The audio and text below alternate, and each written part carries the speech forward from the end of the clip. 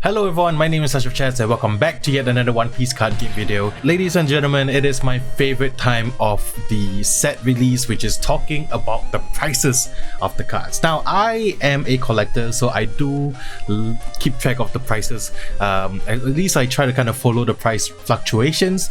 And now, it seems like One Piece is heading into that, alright, supply is coming in, everybody's letting go of their cards prices are going way down, and let's take a look at the current prices at right now and kind of compare them to my observation on when the cards were just released for OPO2. But firstly, a quick word from the sponsor of this video. So thank you once again to the sponsor of this video, Illustros. If you haven't heard, Illustros is a brand new collectible card game created by the one and only A-Drive, who you guys may or may not know.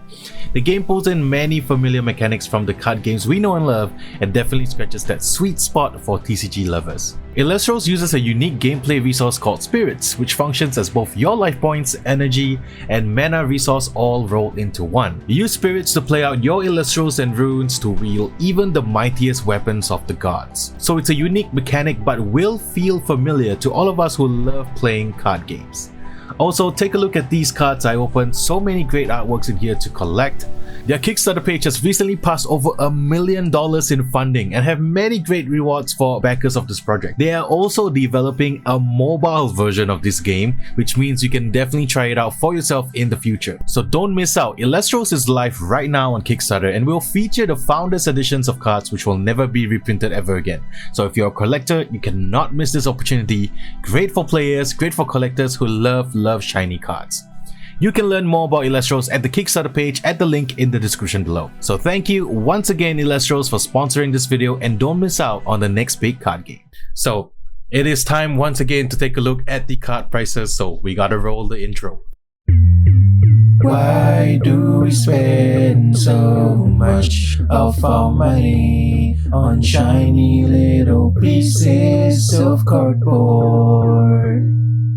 Welcome back to another episode of Why Do We Spend So Much of Our Money on Shiny Pieces of Cardboard. This is the segment that I like to do. I talk about the prices, and we're going to take a look at two sites. Of course, UUT is a semi-accurate display of prices, although it's not the end-all be-all. And another website that we're going to take a look at is Big Web. So these two are a very good indicator about the market prices, although UUT priced them a little bit higher. So we're going to take a look at Big Web first, and then we're going to take a look at UUT and see the difference in pricing when it comes to OPO2 cards. Alright, so I am currently on Big Web, the website, which have some of the prices. Right now, the most craziest priced one is this Usopp promo, which is almost like what, 5,480. Now the reason why this Usopp card is priced so highly, as well as the top 8 Zoro or top 16 Usopp, top 8 Zoro, is because these cards can only be won at the Championship One Piece event,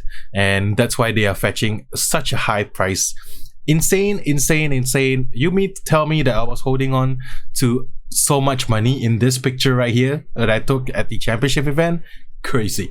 I mean, yeah, it's up to you whether you think this card is worth it or not, because the fact that this card is very difficult to get and it's extremely special in the form of like you can only get this at the event if you top 16 or you top 8 an event, really shows how crazy the pricing is. So this is like one of the things. But when we take a look at the OPO2 cards, look at Manga Ace. So let's take a look at the OPO2 cards, and starting with Manga Ace. Manga Ace is sitting at $1,980, so close to $2,000. Yes, slightly more than Manga Shanks, because Ace is definitely a more popular character. Really great card to have. I really wish I have this. If it's not meant to be, it's not meant to be. So I'm perfectly fine with it. The fact that this Ace is sitting at 2,000 means that it's actually have come down. When Ace was just released, when Manga Ace was just released, first few days of OPO2, it was sitting at like $3,500 to $3,000, which is insane. This is a raw card, ungraded, and it's already fetching like $3,000 price range. And I know some people out there did buy it for like 3.5, but now the price has slowly come down. I think more supply is going to enter the market. They realize that Manga Ace is not as crazy rarity drop compared to like Manga Sheng. So I predict that this price might go down slightly, but I think it will still be in the upper, closer to 2000 and closer to 1500, if that makes sense. It's probably gonna stay around this price range, 1006, 1007. Whether or not it's justifiable to purchase is up to the individual, of course. I think due to its low drop rate, due to its rarity, it might fetch this kind of pricing. If you're an Ace collector and you don't have this, then I'm sorry, this is just gonna be the way it is. But there are other alternatives as well, such as the alternate art Ace that you can always pick up for a better price right now. Alright, this is just going to be the overall view, so we can take a look at the OPO2 cards. Now, the alternate art of Uta is sitting at about $298, so about $300, when it was almost $800 to $900 upon release. And then, of course, the alternate art of Kuzan was sitting about, like, I think the highest I saw it at was about like $400 to $500, and now it's sitting at $128. This is what the market has determined to be, which is great. I mean, like, yes, they are great alternate arts. They look absolutely beautiful in its own right. I think the Uta one is just really, really, really great. But I don't think it deserves like an $800 price tag. That's completely insane to me. I think Uta and the Kuzan Secret Rare alternate art should sit at around the prices that they are at right now. Maybe Uta will go down a bit more, but I know waifu tags. Yamato alternate art Secret Rare from OPO1, the highest I ever seen it go was about $328 or $300 plus, and now it's currently sitting at about $120, $130. So give it time. The market will adjust. As for the leaders, if we take a look at the beautiful leaders right here, I think the most expensive ones are actually, of course, Kinemon, and I believe it's either Ivankov, Sanchi. Sanchi is a popular character, so $128 is something that it's kind of to be expected. I think I've seen some being sold for lower. We go take a look at Yuyute in a bit, but Kinemon is a very popular deck right now in the meta game. It's a strong leader for sure. We'll talk about him in more detail in the OPO2 metagame report, as well as Ivankov also has been seeing some play, which kind of hence the high price tag. And if we take a look at the rest of the leader, I think the other one that is actually really quite expensive is actually the Smoker alternate art, which it's sold out right now. So that's a really indicator that it's getting popular. The deck is strong and people want to get the leader. We have a pricing guide in Yuyute, but I want to stick on Big Red for a little bit because I want to talk about the alternate art of Ace. So alternate art of Ace, this card right here was about $300 upon release, which is insane. This is just an alternate art. Yes, it is Ace. It's not a manga rarity or anything. For it to be like $300 upon release was like, okay, is it really gonna stay at that level? It did not. Now it's slowly coming down, and it's about $110, $120, and I think it'll kind of stick this way. It's probably around the same kind of pricing as the OPO1 Zoro, I would say, because this is a playable card after all, and if it was about like $90 to $100, I think that's a fair justification. That's where OPO1 Zoro alternate art is kind of sitting at as well. So the more popular the card is, the more playable the card is, the more expensive the alternate art will be. So that's just basic knowledge about the TCG market, right?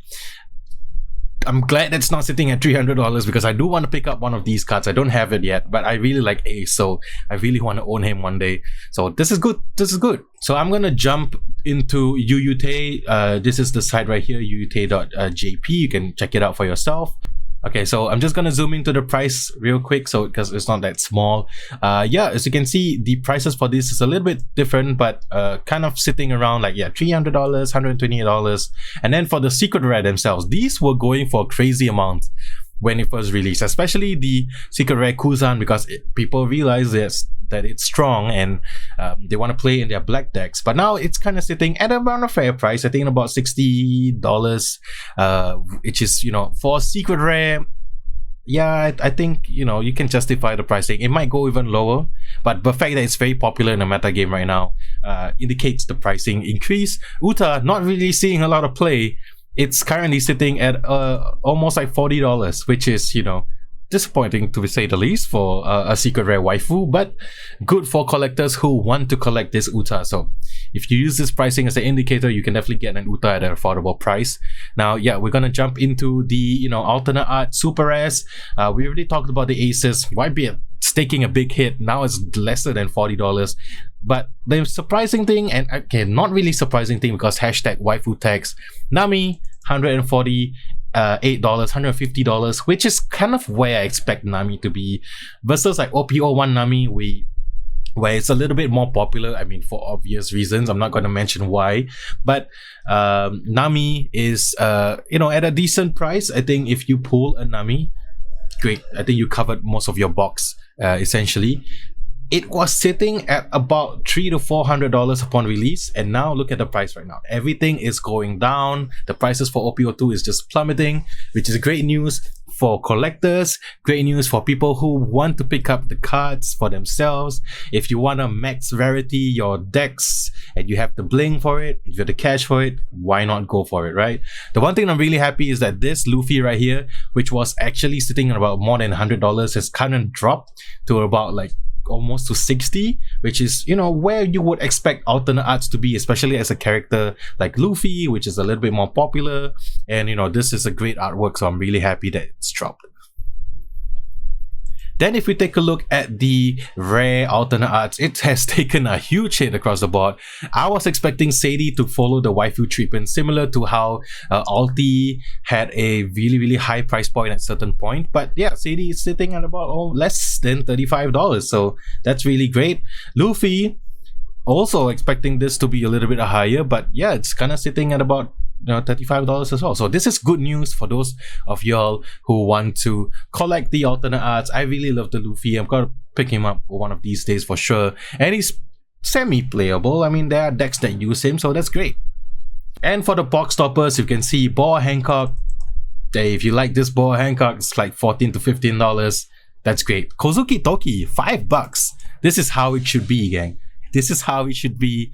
I love that the prices are sitting like this. And even in Japan, the prices actually could be lower if you're buying it from the shop. I've seen people buy out like a lot of alternate arts from the shops itself. So, maybe these prices are a good indicator for sure. Just a final look at the leaders, the alternate leaders themselves. You can see on this side, because of how popular Smoker is right now, because it is one of the strong decks in the meta game right now with all the black cards, almost at $200. I think this is, just because of the inflation in the meta game, it might go down. Kinemon, also another really popular deck right now that people are playing.